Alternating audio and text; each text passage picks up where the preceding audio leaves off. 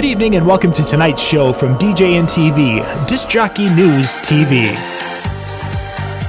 Tonight's show is brought to you by Electra Voice,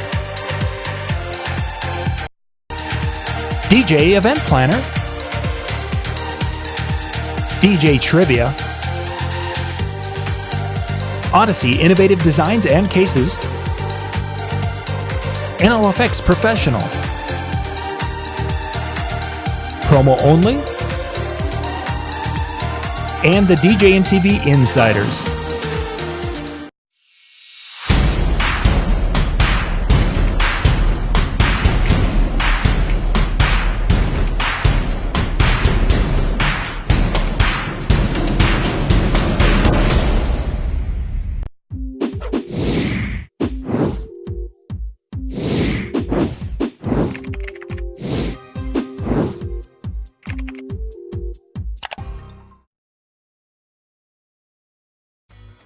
DJ Event Planner will change the way you manage and run your business. Streamline all of your procedures and software into one easy-to-manage system. DJ Event Planner, the ultimate online planning tool.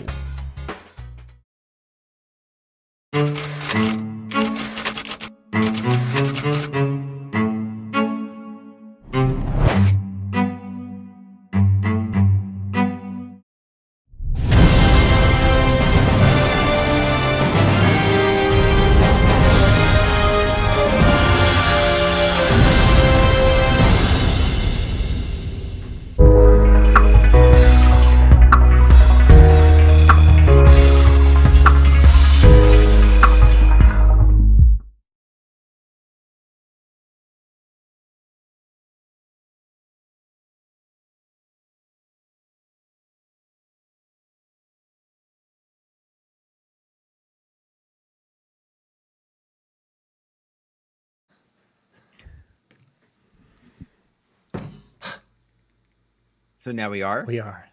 Okay, because it was like 10, and then you were still talking, and I'm like in my head, I'm counting. I'm like, that was more than 10 seconds. I forgot to do the capture window, so it was capturing the PowerPoint from before. Yeah, that was a good PowerPoint. It was a good video. It was a good topic. Yeah, it was a great. It just has nothing to do with what we're talking about tonight. Well, there was the one point. The one point true. he did talk about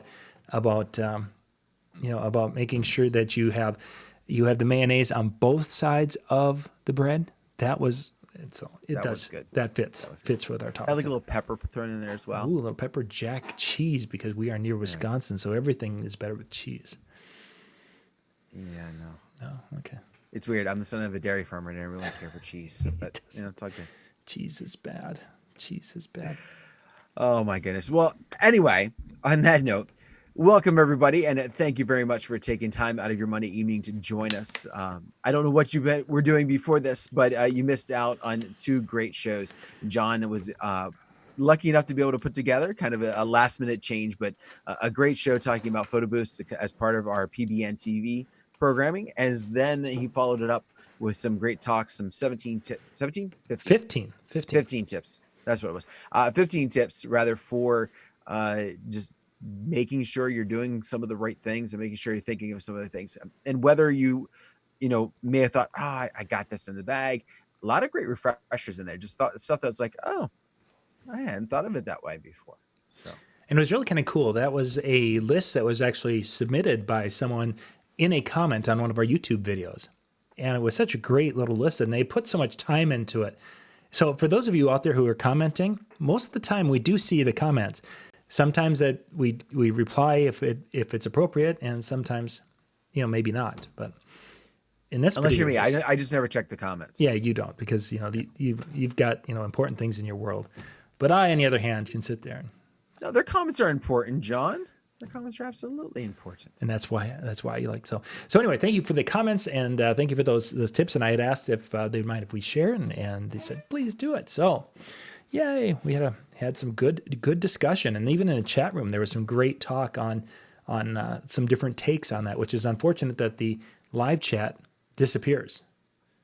Yeah, it's always a negative. So even when you guys are talking tonight, all the things you say will all of a sudden go whoosh once the show is over. Oh well. But anyway, again, thank you very much for tuning in. So tonight we are coming to you with one of those topics that has kind of been popping up a little bit more than I would have expected maybe originally. When you talk about we're going to be talking about requests. In case you didn't see the banner at the bottom underneath the video, in case you didn't see the link that you were clicking, you're just like, oh, I'm following the show, I want to check in. That's what we're going to talk about tonight, because it seems like, and I will say this kind of started, I think it was from a Mike Walter post where he was talking about, different requests, and people were talking about the number of requests. And it seems like we either get like 8,000 requests to be able to fit in a 20-minute dance set, or we get the real obscure stuff. And that's the stuff we get ahead of time. But then there's some other stuff that we're going to be talking about tonight, stuff that happens maybe more on the fly.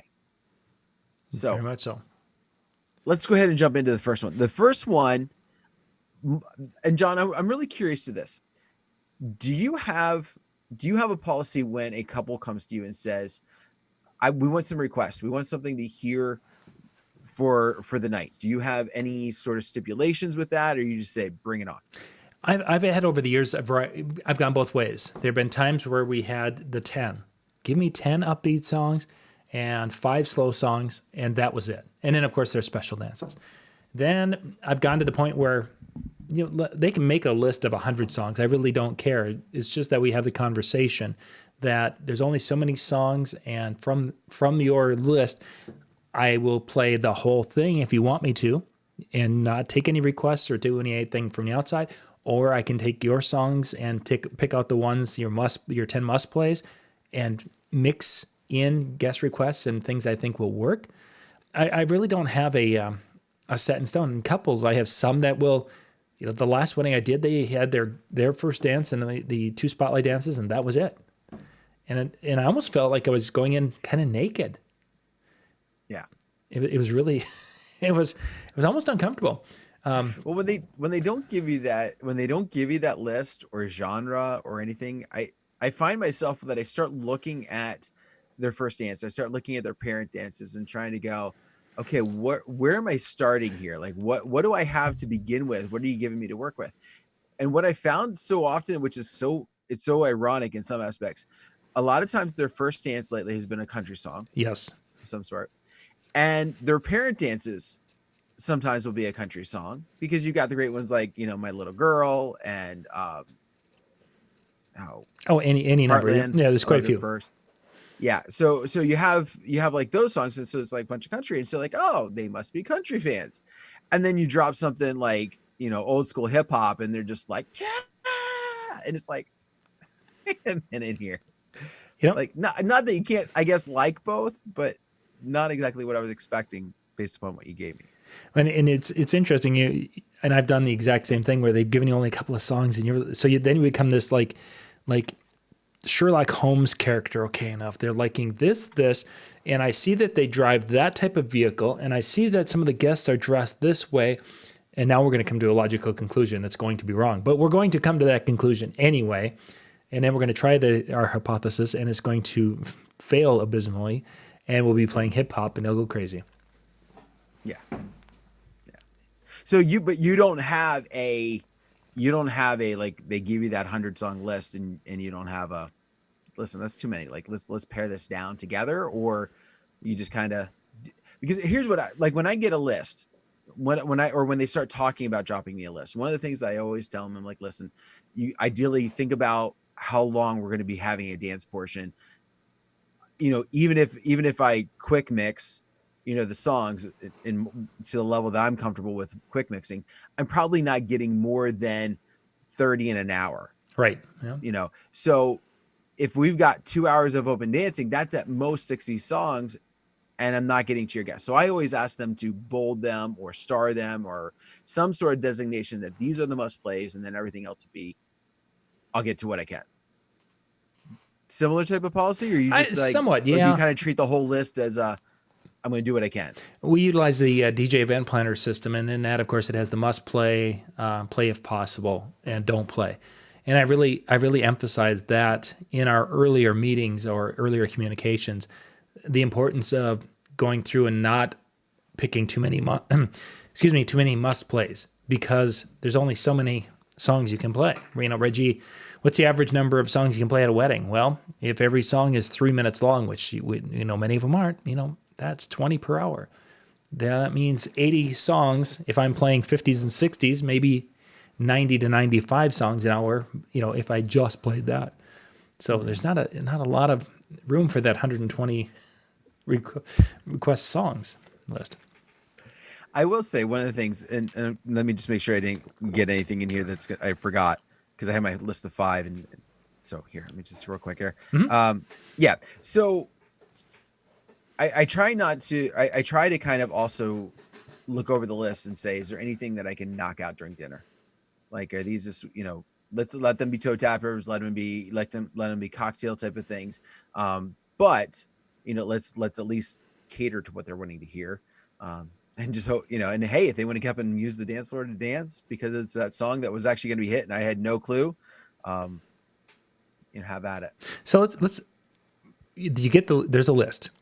Do you go through the list, you know, just to verbally go through and with the couple, say you're doing a video chat with them and say, hey, you know, kind of this is our last, we're a week out and this is just our touch base. Everything's in, you know, everything the same. Anything's changed? Okay, great. Do you go at that time and just buzz through the list with them and say, oh, that's a good song. Oh, hey, that's interesting. What, can you tell me why this song was on the list? Type of thing. Is that something you do, or how do you handle? I don't.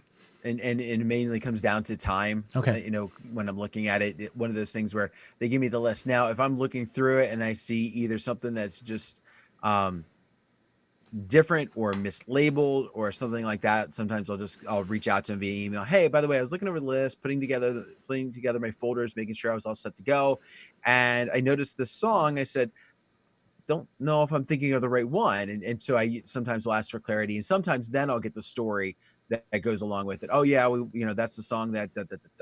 And then it's like, oh, okay, that makes sense. And oh, okay, you had it by this artist. When I'm looking it up, I'm really finding it's this artist, you know, whatever. And sometimes that happens, not as much as it used to, but definitely still is potentially there. Yeah, that's one area though that I have found I like to try to do. I mean, my wedding for this weekend, we had the conversation earlier today, and there really wasn't anything unusual on the list, but there's 2 different spots in which songs can be, and I wanted to make some point of mentioning her request lists that she does online. And part of the reason for that is I want to remind them that it's there in case they get to the point where they're like, oh, hey, we should add a couple more songs, or maybe we should review that. Because there have been times where Monday I look at it and there's 50 songs, and Saturday there's 25 that they've gone through, and they just like ixnayed a bunch of them because they didn't realize when they made that list 6 months ago before the wedding season how many of their songs have been at everybody's wedding between then and now, and they don't want to have that. And that's, you know, that's certainly their prerogative, because I'll still play the YMCA and the Cha-Cha Slide and the Macarena and Old Time Rock and Roll and Celebration. Yeah. Important stuff. They're not on your list. Well, I'm sure you want to hear them. Yeah, of course. One more time for the chicken dance. Woo! But yeah, going through and just spending a little time going through that, and even if I have to pick a song that I in essence know the answer, when it's a situation like you referred to where it's maybe a version that I'm not familiar with, or if there was a, you know, okay, you know, the Apple Bottom Jeans song, you know, that kind of a thing, although we know what that one is, but sometimes they'll refer to a song differently, and it's easier to clarify than to you know, oh wait, that was not the song, and I played the wrong one thinking that was it, and no. So having just a little communication with that is always, I think a decent idea. Well, I think also, not to labor on this too long, but I think you know, there's also a difference in the fact of I hate to say I'm still not using software to compile my planning, and so as a result, I don't get the list quite the same way. No, I'm sure you wouldn't, because it takes more time for them to chisel it into the rock that they're going to hand it to you on. Yeah, pretty much. Yeah. No, they drop me an email, John. They copy and paste from a Word document, put it in an email. Or they share a Spotify playlist or something like that. But what ends up happening a lot of times is I get those, they send them to me like I get them like a month in advance a lot of times. Right. And I even kind of put a deadline when I'm talking to them about it. By the way, if you're giving me this list, I need to have it by this date so they can put things together. And I usually, some lame excuse like, if I need to buy it and the only way to get it is on CD, it gives me enough time to get it. And they're like, oh, that makes sense. I'll make sure you have it by this date. And they'll like put it in their phone, like send by now. And that tends to help. So let's move on a little bit. How do you handle guest requests? And I'm going to be specific, and I'll preview here. Non-drunk guest requests. Okay. Is it a song in which I think would actually work, or is it a song that I don't think it would work, or I'm not sure of? Well, if it's the first, I would hope you would play. Oh, hell no. That one's for sure out. What? Bruno Mars? No, we're not playing that. Well, John, we talked about Uptown Funk a couple weeks ago, and ever since you said that, it's been clearing my dance floor. So I'm blaming you. But no, seriously, like it was fine. Oh my gosh. We did that show. You said it's starting to clear floors. I play it. It does. Oh no. Heck. But no. Let's talk about the ones that are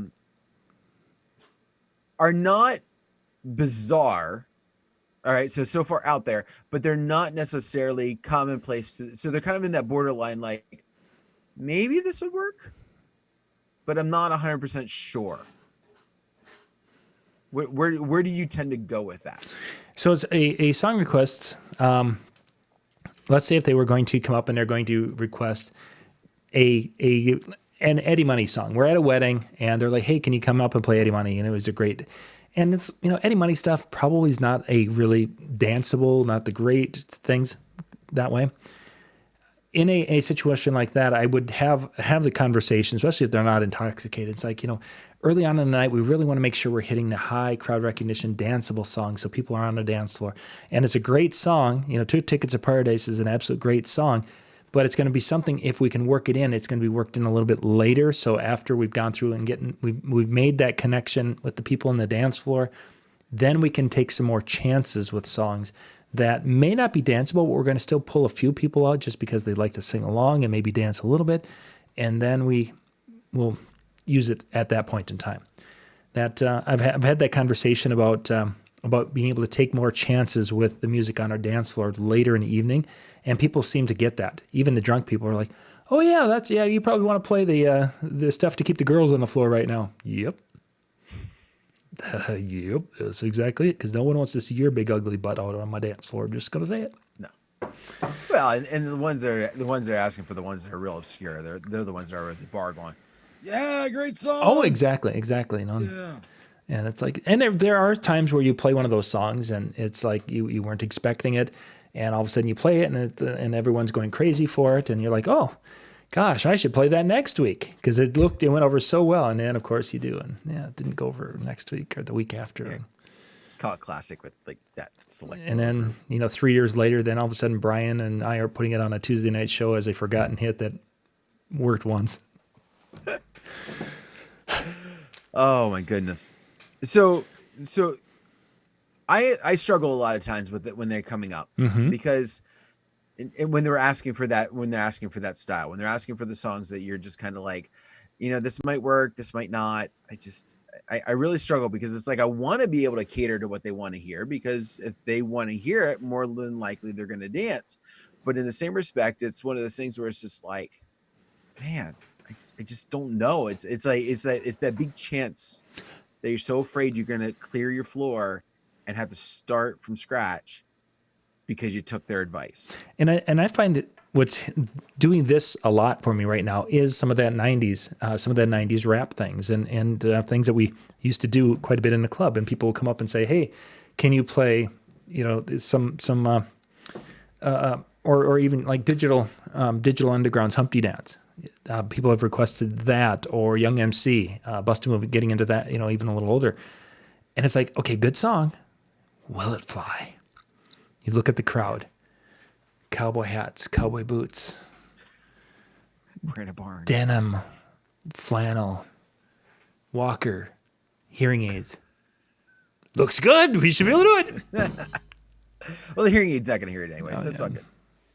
But yeah, that gets to be a tough one. Is that your songs that you and I've been doing this long enough where there were songs that we used back when we were first starting, and it's like, oh yeah, that was a great song, but just the demographics and age have taken out some of the people who would have gotten into that song at that time. Yeah. Yeah. So now we're going to set it up to everybody's favorite category, Dun, dun, the dun. drunk guests. Oh, I love them. Yes. So you get the drunk request. Yes. You take the request, you lick them in the forehead, and you say goodnight. And Lori still kisses you at night? Well, not after I lick the drunk guest, unless they weren't sweaty. If they weren't sweaty, okay. This drunk guest comes up and says, "Hey, man, the floor would be so hopping if you'd play like some Metallica right now." Yeah. As you have 35 people out on your dance floor just going crazy right in front of you. What's your best way to handle that person who comes up with a song? Let's put them into a couple of categories. Let's put it into the category. The first one of no way in HE double toothpicks are we going to play the song because it just the bride and groom said no, or we just know we're not going to play it because it's let's play one of these nasty Prince songs here that we all love because we're from Minnesota. I get that one, Oh, can you play the P Control? It's a great song and it's a Prince anthem up here. We want to hear that song. Okay. So, drunk guest asks for it. What do you do? So I think we also had to put in another category though. Oh, How drunk? How drunk? Ooh. Because if we're talking like mildly intoxicated, what I will often do is if it's a song that there's just no way I'm going to play, I will often say there's one or two things. I don't have it with me tonight. So that's the mildly intoxicated person response. Mhm. I don't have it with me tonight, because the ones that are somewhat with it, not completely gone, they'll get the hint. They'll get the hint of, oh, we're not playing it tonight. Okay, I got it. To the one that's a little bit more intoxicated, which is, you know what? I don't think I have that anymore. File's corrupted. Well, I haven't used the file corrupted, but I have used I don't have it anymore because I dumped it out of my system because there was especially something that had open profanity. When I explained to them that my son also DJs and we replicated my library so he could practice with that, and I took some things out because he didn't need those. Oh yeah, this probably wouldn't need that, would he? No. Yeah. But the biggest and I know Brian has talked about this and others have talked about when no matter the level of drunkenness, obviously when they're really drunk, they get to that point where there's nothing you're going to do. They won't even understand 2 seconds later, except that they know that they're up there because they wanted to request a song. They may not remember the song that they wanted to request. But and there have been times where they've been so drunk that they've come up and requested a song. I didn't want to play it. And then they kind of turn around and look like the drunk people do, and they're just kind of like dazed. And you can play my song? Yeah, I'll play that AC/DC song for you next. Of course, it wasn't AC/DC. But then I told them that it was You Shook Me All Night Long, and they're like, yeah, that's my song, and they leave. I think I've probably done that one a dozen times over the years where they've been that drunk that you just know they weren't going to remember the song that they came up for. But most of the time when they come up and they have at a wedding and they're requesting something, and if I know I'm not going to play it, that, the bride and groom tonight have asked for certain, they want to have a certain type of music tonight, and that wouldn't be the kind of song that they have wanted us to use tonight. But it's the groom's favorite song.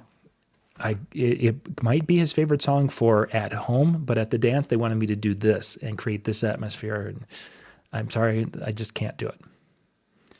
Sometimes they'll escalate it, and that happens once in a while. Most of the time, they'll be like, rah, rah, rah, and they'll go off and find another beer, and life is, whatever it is. If I can use logic with the bride and groom, that generally will take care of most things because most people aren't going to question, oh, it's their day, they paid. Okay, I get it. And they'll leave. Let's see, what I've seen happen, at least this was more early on when I was DJing, I got to the point where I would not put it on anything with the bride and groom. Because now if you got your really intoxicated ones, that's a different story. But even in your mild or your sober ones, if they wanted to hear that song at that point, they would then go over to the bride and groom and be like, you got to change your mind. Like, go up and tell the DJ that's okay. Like, and then either one of two things. Now the couple feels guilty and they're like, okay, let me go up and ask. And then they're like, just play it for them. Like get them off of our back. Yeah. And I don't want my couples to ever feel like they're in that position. Yeah. I don't. I'd rather, and as bad as this is, I would rather lie to the guest than to have a chance where they would go and ask the couple to change their mind. Yeah, no, it would, in a case when I'm doing that, it would be at the events where we've had that discussion and they have specified that they don't want to have. I had 3 different weddings this summer that were, I would say, very conservative Christian events. And one of them, there were some requests that came in from cousins on the other side of the family that wouldn't fit that criteria. And some of them were a little on that risque. And then for that situation, granted, they weren't as intoxicated as we've seen, but that was the way of handling it. It's like, hey, tonight they wanted to have a certain type of feel and a certain type of thing going on. And that's not the type of music they wanted us to hit tonight. Oh, okay. And they were gone. And then there's some nights where they come up and they request the song and that this is not the night the bride and groom you don't want to do that, as you had pointed out. And those are the nights you say, I don't have the song, and then, here it's on my phone. No, can't do that. That basically it's just not something I want to play. I don't want to kill my dance floor, and I would rather something else. Do you have something that's more dancey? See that couple over there, they've been dancing all night long, and I don't think they're going to dance to that song. But boy, if you had something they would dance to, that would be awesome. I'm waiting for them to see the fact that my iPad is plugged in. That's the funny thing. Like exactly what you said. Like they come up and I'm like, I got nowhere to plug it in.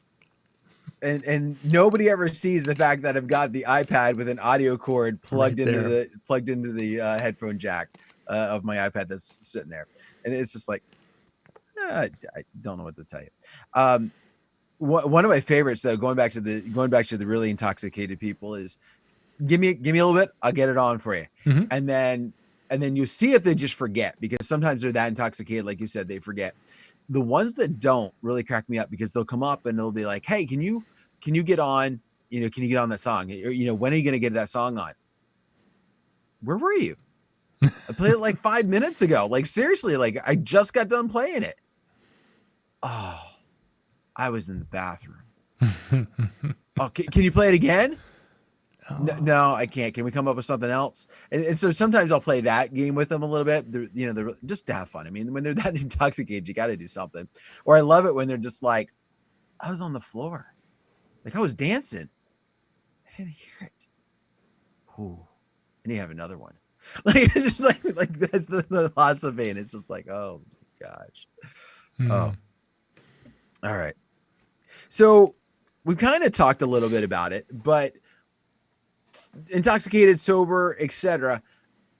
What do you do when it's just a straight up vibe killer? And let's say it comes from somebody respectable. Let's just say it's from the couple and it's prearranged. Like, so this isn't 9:00 and the bride asked for it. You're like, okay, I'm going to give it to her. But this is like our planning meeting. You said you did that phone call with them a week out.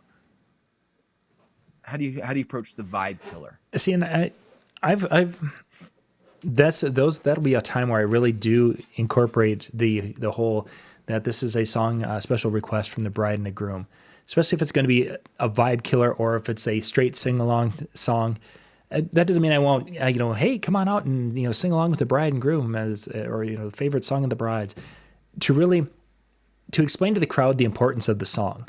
Because if I just play the song and I don't set it up, they'll be like, oh, that's a crappy DJ request. But if I say, this was one of the bride's favorite songs when she first laid eyes on the groom, obviously using their names, and they wanted to make sure we played this song. It's not the most danceable song, but they wanted to share this really important song in this important moment with you as the guest.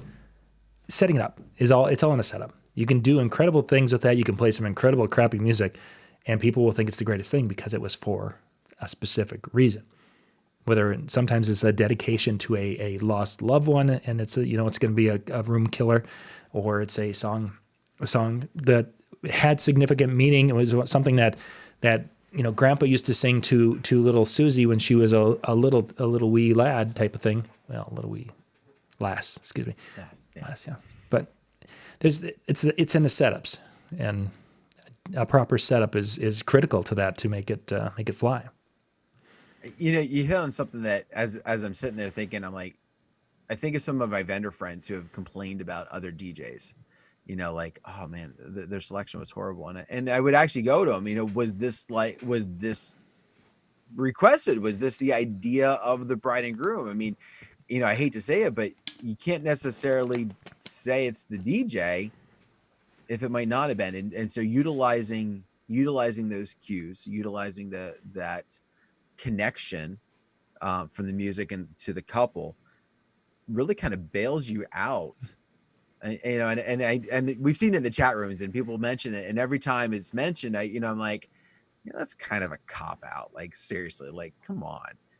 But as you're explaining it a little bit more, it definitely puts in a lot more perspective than what I would read in the forums. So nice. Yeah, I think so. And then, and again, it's, creating that soundtrack for the day. And that means that we're going to be doing some songs that are specific to that person or group of people. And if everyone is going to, if they understand the importance of it or the story behind it, we can go down a lot of different rabbit holes, and everyone will be happy. And that's kind of, what our job is. And I think as we go forward, because there's so much music out there that we can experience somewhat individually, and you can have a completely different experience than I because of internet radio. We aren't listening to the same things all the time. I think we're going to have more of this, and it becomes our job as a DJ to blend that plus things that will engage the guests to create that night where everyone's going to walk out and say, wow, that was fun. Make our job a lot more difficult.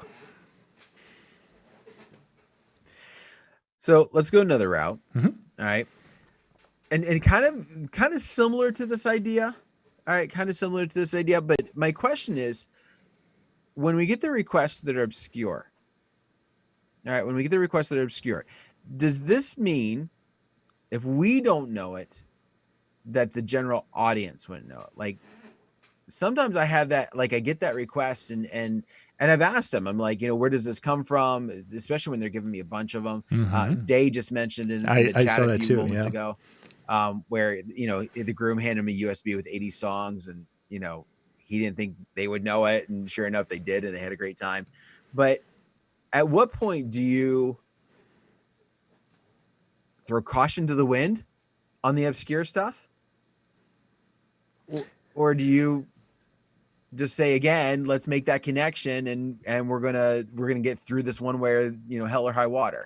I'd probably start out with trying to find that connection to be able to bridge, just because I don't want it to seem like I'm the one out there taking too big of chances on that dance floor. But as Day mentions, for those of you who don't see the chat, Day mentioned that he got a list of, or a thumb drive with like 80 songs that were kind of eclectic or obscure. And the groom said, yep, his crowd would love it. And they did. There's times where we're going to have that because of their college upbringing or regional where they grew up and such. We may not be connecting musically with them. I would probably set it up, and once I see that it's flying, then obviously with success, then that means that, well, geez, if they knew what they were talking about here, maybe this one will be similar to that. It's a tough area, because if it fails, it's going to reflect on us, and that's where that person who's been sitting in the wedding, that was there, and it's like, oh, this DJ is not too bad. And then we play 2 or 3 of the couple's requests that were really not so great, and everyone leaves the dance floor, and you're like, oh, but it's the bride's request, and would it be tacky if I, ixnayed out of the bride's request? Well, I can't really want to do that. Yeah, and there's only so many times I feel like you can use that line, though, too. Oh, certainly. Like, hey, there's another request for them. My philosophy, though, if she's not on the floor dancing and it clears my floor, like, now she's on the side dancing, that's one thing. But if she's not near the floor and she's not coming in for her requests, I'm not giving that song long if it's dying. And I've had no problem with that. But in the same respect, at the end of the night, did I play the song? Yeah. Did she hear the song? Maybe. But in the same respect, I did fulfill what she's asked me to do. Mm-hmm. And if it really was that big to her, she would have come running to the floor Oh, if she certainly. wasn't on there already. Now, if she's on the floor and it's her and two other girls and that's it, yeah, we're playing this song and we're having fun until it's time to mix out the way, the proper mix out. But yeah, if they're not, Yeah, no, yeah. no.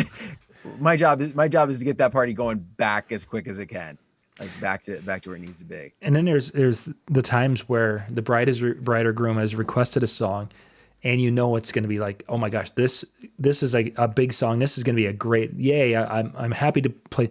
You should get the response. And they're next to the dance floor, and the wedding party's right there, and you play the song, and you're like, yeah, you're just expecting to take the party from here to here, and then it uptown funks you. Well, I love when they're right on the edge of the dance floor and you play the request thinking you're going to get them to take those three steps forward and start dancing. And they still just stand there. And it's like, they kind of turn a shoulder and show you a little bit more of the back. It's like, yeah, like back of the head DJ. You bolded this as a must play. Like, come on. It's not working. Come on. So that was my 5. But I will say this, David just hit on something. And I think it's food for thought for just a moment. Mm-hmm. And he said, one of the David Wolf, one of the points from last show was not to judge success by the dance floor. What about what the non-dancers want to hear? And that's a because we talked to judging success here of the event by in some cases we'd like to our dance floor, but many cases it's by the reaction of the guests and how if they're enjoying themselves and such. And that fits right into you getting those weird kind of eclectic requests, but you'd have to see something from them. As you mentioned, the bride and groom are on the edge of the dance floor. If they're kind of bebopping a little bit and there's smiles on their face and they're kind of, enjoying the music while they're in conversation, yeah, I'm being successful. If they're all standing there talking, there's no movement, there's no happy, you're just not seeing anything that would tell you that they're excited about or they're happy about the music that's being played, then it's time to start thinking maybe this is, we need to go. And I've even had that where I've had Uncle Fred up at the bar, who came in and he ate and he went up and sat by the bar for the night and he was making a couple of requests. Hey, this one's going out to Uncle Fred up at the bar there. Fred, where are you? Yeah, I'm up here, man. Yeah, this is going out to you. And you play a song and the crowd now knows that it's Fred's request. If it flies, Fred gets the kudos. If it fails, it's generally Fred's. Everyone's like, Fred's got bad taste in music. Well, and I think for me, it depends upon the party. So, for example, if I've got a party that's a bunch of dancers, and I shouldn't say a bunch of dancers, but I've got a bunch of people dancing on the floor, I'm very hesitant. If you're a non-dancer, I'm sorry, tonight's not your night. Like, if your request is a good one that's going to keep them going, sure, you don't have to get down that floor. But if it's not, tonight's not your night. Mm-hmm. Sorry, boo boo. Sorry, I had to you Shani-ized that a little bit. Yeah, she's rubbed off a little bit there. But in the same respect, if I've got a night where, listen, I'm just not really getting them on the floor. Like they're either not a good dancing crew, or they're just not coming up much. It's quick. They're quick to clear. They might come up for like a slow song, but then they're quick to clear as soon as you do something else. Then I'm probably more likely to say, you know what? This is a crew that's going to come around. They're going to have fun times. They're going to be drinking. They're going to be chilling. I'm more likely to play towards that non-danceable request because mm-hmm. now it's more about that crew than it is the others. And it also depends upon my bride. One thing I took from a friend of mine recently that I put in my planning forms is, on a scale of 1 to 10, how much dancing do you expect? 1 being like none and 10 being like off the chain craziness. And when I started putting that in, it started helping me recognize what the bride and groom's expectations are as well. To know, okay, can I do this? because you know what, they're not really going to dance anyway, or the Mhm. expectation isn't that they're dancing. So if I happen to clear the floor for a little bit, it's okay. Or are they expecting an all-out party, danceable party, and now I've got to really be cautious to what I hear and what I don't. Mhm. So Cool. Excellent. Good discussion. Good discussion, and some good feedback and thoughts from our chat room and such. Eric on Facebook had a couple of thoughts. One of which was when we were talking about the songs where the bride and groom didn't want to have certain types of music played, and Eric has on his paperwork that they can say no certain types of music and such, and has been happy to point that or refer that to those guests who are wanting that rap, and they're no rap is what they said type of thing. I will say one thing that I do with my do not play. So we've talked tonight a lot about requests, but obviously the flip side of this would be that do not play. Mm-hmm. It's probably about the past 2 or 3 years I've been saying this. So when my couples give me that list, so is this I forgot it at home, or is this if they request it, okay, otherwise don't play it. And it's funny to see, like, when and they all kind of laugh. They're like, oh, I get what you're saying. Okay, yeah. But I think it's really important also to have that conversation. You talked about having it with the requests, especially the obscure ones. I think it's really important to have it with your other styles as well, your do not plays, just so that you know where they stand. Are they really dead set against this? Or are they just like, just don't really want to hear it? You know, if somebody asks for it, oh, of course, you know, if they're going to dance to it, then by all means, let's play it. But otherwise, no. Or is it just like, oh my gosh, put a stake through my heart if you play that song? And it's a good point. I've actually had that conversation when there has been a popular song that you just know is going to be requested. You know, one of which is for a while the Cha Cha Slide, when it was still getting requested heavily, and the Cupid Shuffle has become that, where if it's on that list, it's like, oh, somebody's going to probably request it. Well, I don't know how to do the dance. Well, let me pull out my sock puppets and I will show you. Now, if you can do sock puppets and do the get up, I'd be impressed. Oh, that would be pretty cool. Yeah. Pretty cool. I still haven't fully learned. I did a daddy-daughter dance last night, and this little, I don't know, maybe 8-year-old, her and her dad, man, her dad was awesome. He was just out there trying to do it with her, and she knew it like that. Oh, wow. And I gave her mad props. I even went out and was like, this is the one. You got to watch her. She knows what she's doing. So I'm just not smooth. Let me put it this way. I know the basics, but I haven't ingrained it in my head enough to lead it. So I thought the only way you could do the dance is to be in a trailer park. So once I get to the trailer park, I'm all over it. Trailer park. Just don't go down the Old Town Road on the way. No, I won't. Keep away. All right. Well, let's wrap things up and call it a night. Absolutely. So if you're just now tuning in, you're late. Sorry, Todd. You came to the party too late. Way late. And so what you have to do is you have to hit rewind or drag the mouse back or something so you can catch up from the beginning. But for all of you who have been here since the beginning, thank you very much for taking time to join us tonight.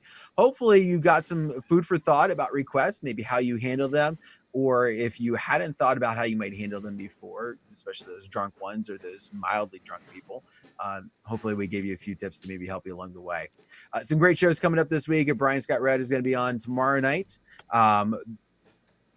Dave and Jeremy, I think this is an off week. So MJ's got a music and mixing Wednesday, and tomorrow night Ben Stowe is going to be looking at 5 Halloween approved pieces of gear, because we're getting up to that time, and he's going to get some recommendations for us to create a spooky atmosphere that will scare your children. Nice. That's what we're after. Nice. That's what we're after. So basically, I shine a flashlight at my kid, and he screams. So Pretty all much. I need is a flashlight. But tomorrow night, if I find that, I'm going to take him from screaming to wet in the bed. Awesome. Yeah, nightmares. But anyway, on that note, some great shows coming up this week. Make sure you check them out. We will be back here next Monday night. Again, thank you very much. Have a great night. Night, everybody.